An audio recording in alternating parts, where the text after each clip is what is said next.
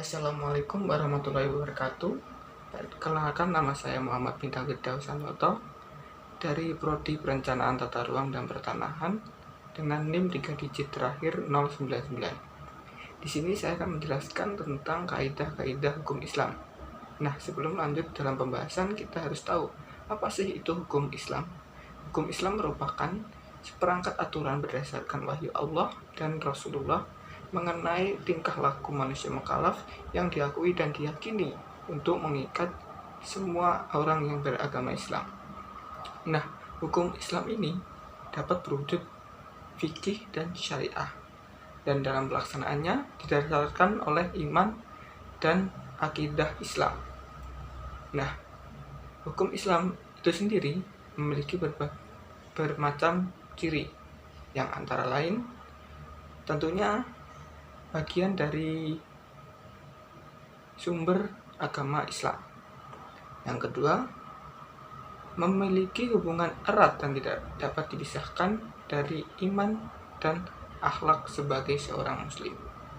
Hukum Islam juga memiliki struktur yang berlapis, sehingga dalam pelaksanaannya hukum ini sangat kuat dan tidak bisa digoyahkan oleh suatu apapun. Nah, hukum Islam juga selalu mendahulukan kewajiban daripada hak dan memiliki sifat universal.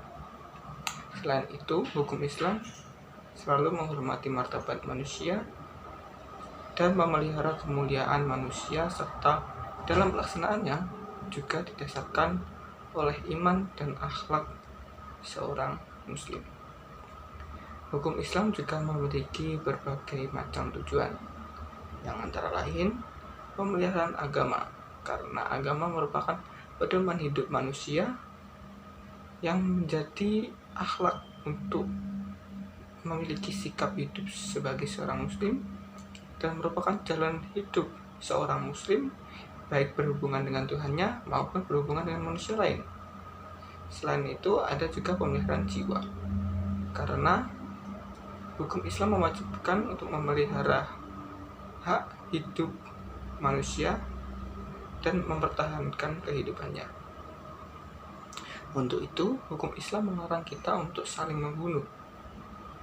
Yang selanjutnya ada pemelihara akal.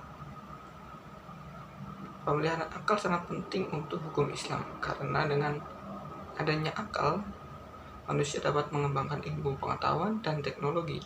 Tanpa adanya akal, manusia tidak dapat pula menjadi pelaku dan pelaksana hukum Islam.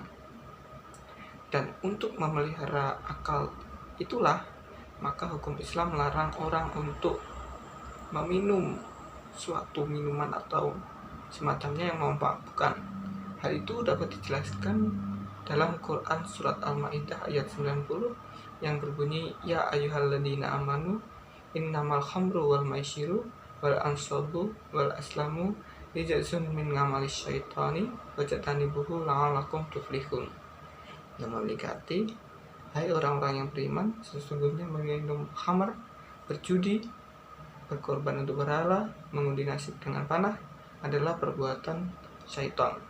Maka jauhilah perbuatan-perbuatan itu agar kamu mendapat keberuntungan. Nah, yang selanjutnya ada memelihara keturunan, agar dapat memelihara kemurnian, darah, dan kemaslahatan keturunan bagi semua umat muslim. Yang terakhir ada pemeliharaan harta. Menurut ajaran Islam, harta adalah pemberian Tuhan kepada manusia agar manusia dapat mempertahankan hidup dan melangsungkan kehidupannya.